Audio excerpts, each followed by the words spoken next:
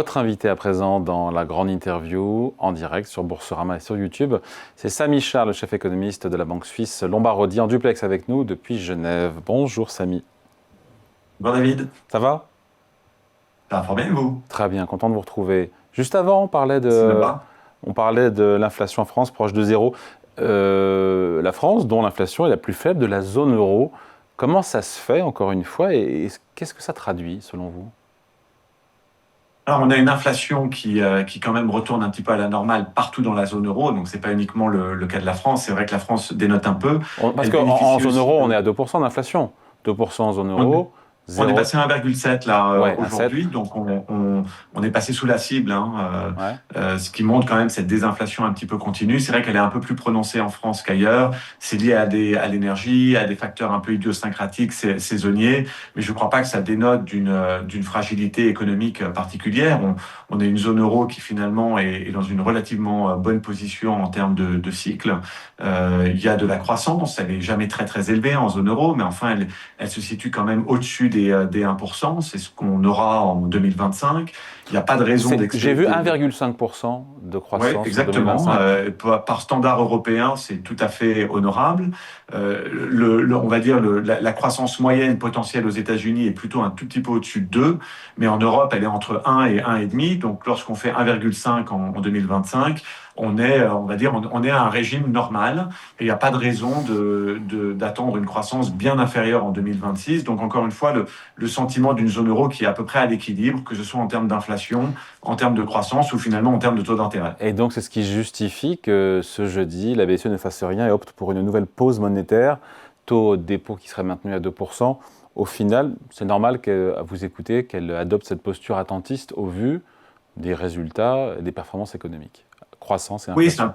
c'est un peu notre sentiment. Il faut le voir comme un moteur de voiture. Lorsque le moteur est en surchauffe, la Banque centrale va avoir tendance à appuyer sur le frein pour ralentir et éviter que le moteur monte en température. Lorsqu'on est en sous-régime, la Banque centrale va avoir tendance à baisser les taux et appuyer sur l'accélérateur pour éviter que le moteur économique cale. Aujourd'hui, voilà, on est à régime normal, on n'est pas en sur-régime, on n'est pas en sous-régime. Et donc, la Banque centrale doit trouver un petit peu son taux neutre, hein, le niveau neutre dans l'économie, autour des 2%. Il n'y a pas de raison pour la Banque centrale de surréagir aux conditions économiques actuelles. On n'est pas en sur-régime, on n'est pas en sous-régime, on est plutôt dans une bonne position. Et cet équilibre justifie le statu quo. Oui, après, du point de vue de la France, mais la France, c'est que 20% de la zone euro, du point de vue de la France, avec une inflation proche de zéro, des taux plus bas de la BCE serait a priori plus logique, non?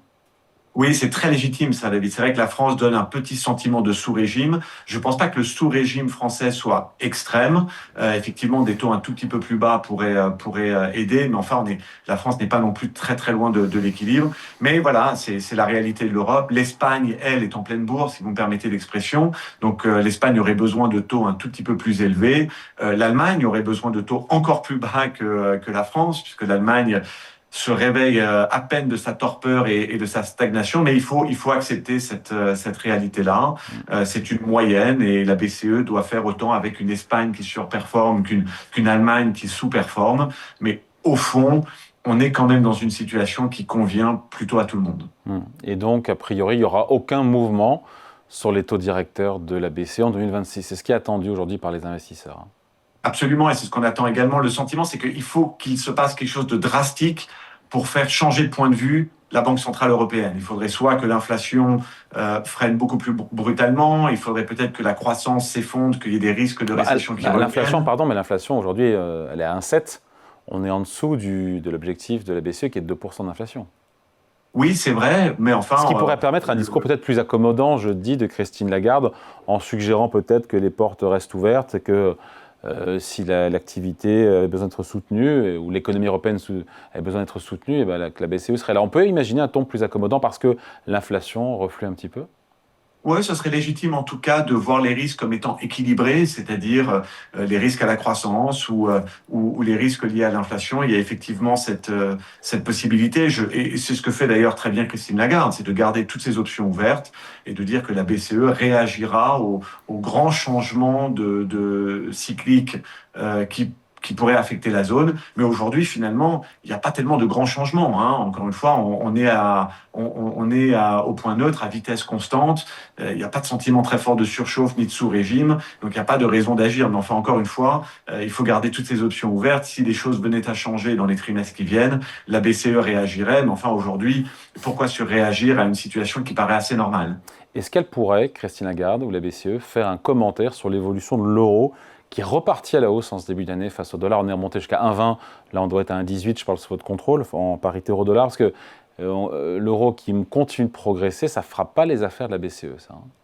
Oui, absolument. Alors, elle va faire plusieurs choses. Déjà, elle va rappeler que l'impact des fluctuations de l'euro sur l'inflation est relativement ténu. Hein, c'est pas le cas, par exemple, lorsqu'on est en Suisse. Les fluctuations de la devise ont un énorme impact sur l'inflation domestique parce qu'on importe beaucoup plus. En Europe, c'est moins le cas. Et je pense qu'elle va le rappeler. C'est pas que les fluctuations de change vont beaucoup changer les perspectives d'inflation. La deuxième chose qu'elle peut rappeler, c'est qu'à partir du moment où l'euro devient cher par rapport au dollar, eh ben, il faut surveiller. Vous savez, ce sont des mots, ce ne sont pas des actions, David. Mais elle peut le mentionner. Ceci dit, et c'est là où je trouve qu'on en fait un tout petit peu trop sur le dollar aujourd'hui, c'est que le dollar est en train de faiblir, mais de niveau très fort. La parité euro-dollar, c'est pas normal. La juste valeur entre l'euro et le dollar, allez, si je suis très large, c'est entre 1,15 et 1,25. Nous, on la voit entre 1,20 et 1,22. Donc l'euro est là où il devrait être, ou pas très loin en tout cas. Donc c'est pas un niveau, c'est pas un niveau de vigilance, le seuil des 1,20 en parité euro-dollar pour la BCE? Non, je dirais qu'une sous-valorisation du dollar par rapport à l'euro ou une survalorisation, une cherté de l'euro commencera à se faire sentir entre 1,25 et 1,30. Aujourd'hui, entre 1,18, 1,20, 1,22, on est vraiment à la juste valeur et il n'y a pas de raison d'être trop inquiet. Mais enfin, la vitesse des mouvements peut amener Christine Lagarde à dire que il regarde ça sans être trop inquiet. Mais enfin, c'est un point de vigilance. Mais encore une fois, on ne peut pas toujours vouloir que sa devise soit sous-évaluée par rapport au dollar. Les 1,10, c'était pas normal. On revient vers une forme de normalité. Et d'ailleurs, le dollar reste cher. Il n'est pas cher par rapport à l'euro, mais il reste cher par rapport au renminbi chinois, il reste cher par rapport au yen japonais. C'est normal que le dollar retourne à un moment vers sa juste valeur. Il n'y a pas d'effondrement de la devise américaine. Et sur les devises au sens large, on a beaucoup parlé de possible intervention des banques centrales pour soutenir le cours du yen, yen, euro, dollar. Est-ce que les taux de change peuvent redevenir sur le devant de l'actualité et potentiellement être source de tension économique, tension monétaire entre les blocs et les pays? Alors, tant qu'on arrive à retrouver des niveaux de juste valeur, ça va aller. Mais c'est vrai que la grande force du dollar ces 2-3 dernières années, surtout par rapport aux devises asiatiques, ça a fini par tendre un petit peu les Américains qui, en gros, ont dit vous ne pouvez pas être des passagers clandestins, vous ne pouvez pas constamment vouloir une devise sous-évaluée. Le renminbi chinois était au-dessus des 7, 7,2, 7,3. Le yen japonais était à 160.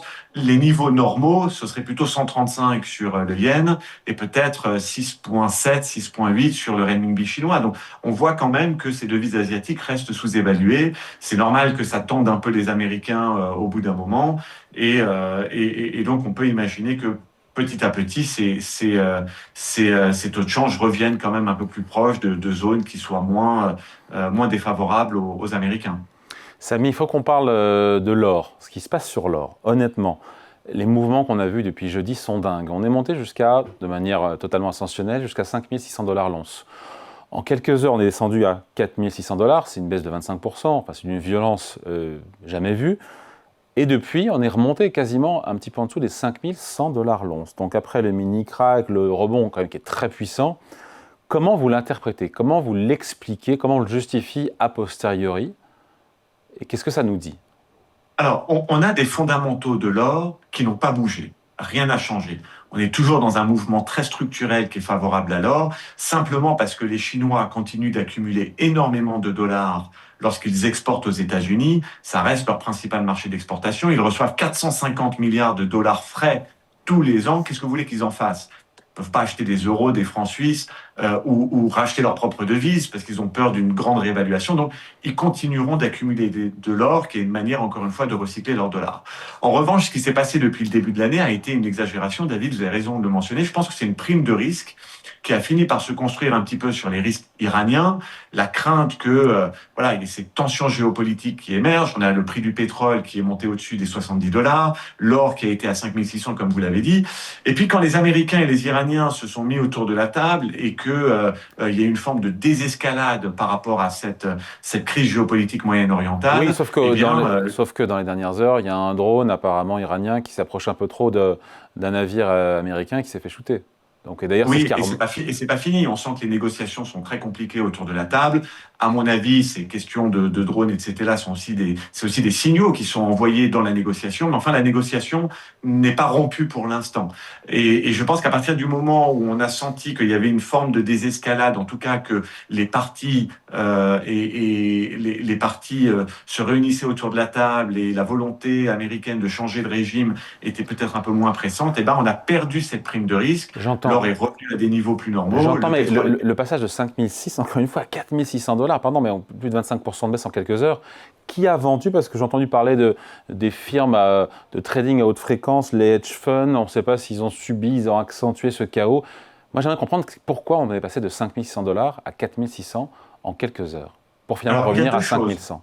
Il y a une chose qui est un peu plus normale que d'habitude, c'est que l'or est un actif volatile. Certes, il est décorrélé des actions, c'est un actif qui a énormément de sens dans un portefeuille, mais enfin, je suis navré de le dire, mais en tant que banque suisse, on est un peu habitué à avoir de l'or dans les portefeuilles. L'or a toujours été un actif très volatile. Moi, j'ai vécu 2013, on en avait 10% dans les comptes. Un matin, on s'est réveillé, l'or avait perdu 10%, on était un peu KO pendant le week-end. Le lundi d'après, l'or a aussi perdu 10%. Donc, ce n'est pas la première fois que l'or subit des mouvements extrêmement violents.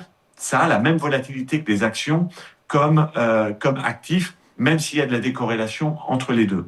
Ensuite, il y a un deuxième facteur qui arrive, c'est que depuis avril 2025, c'est plus uniquement les banques centrales qui accumulent de l'or, c'est aussi les privés, les banques américaines, les institutionnels américains et le retail. Pourquoi Je pense que c'est lié à l'imposition des tarifs et à la fragmentation du monde qu'on est en train de voir. Avec l'idée d'avoir une valeur refuge. C'est toujours la même... Exactement, d'avoir une valeur refuge, mais on oublie que cette valeur refuge est particulièrement volatile. Et du coup, ça amène encore plus de la volatilité dans l'actif, parce que comme vous le savez, le retail, il rentre, il sort, les fonds de pension et les acteurs institutionnels et les asset managers américains, ils rentrent, ils sortent un peu plus facilement.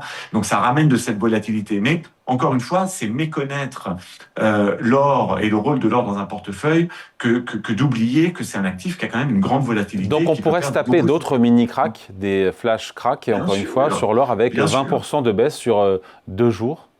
Absolument, bien sûr. Ça fait partie de ce qu'est l'or aujourd'hui, qui est un actif qui a quand même une liquidité qui est pas toujours aussi dense que d'autres. Et encore une fois, c'est un actif qui, par le passé, a connu des mouvements très violents. Il n'y a pas de raison que ça change. Et il y a ou il n'y a pas, donc à vous écouter, non, il n'y a pas de remise en cause de sa trajectoire haussière. On repart comme si de rien n'était.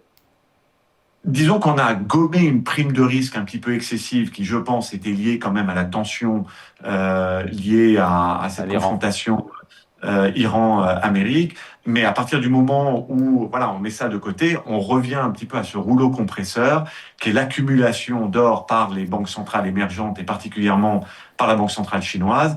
Et ça, on a du mal à voir une fin de l'histoire. Il faudrait que les Chinois recyclent finalement les dollars qu'ils accumulent via leur excédent commercial dans des bons du Trésor américain. Et on sait qu'on va pas revenir à ce monde-là parce que les Chinois ont peur des sanctions. Donc effectivement, ce rouleau compresseur, il continue, mais il continue avec plus de volatilité parce que maintenant, il y a d'autres acteurs qui sont rentrés, le retail et les asset managers américains. Le retail, c'est les particuliers. Donc, Samy, on se quitte là-dessus, à 5000, 5050 $ l'once d'or. Vous êtes toujours acheteur, vous ? Oui, on en a à peu près 4% dans les portefeuilles et je dirais que notre taux cible pour cette année, c'était 5500, 5200 $, 5300 $. Donc Deutsche Bank est à 6000 $.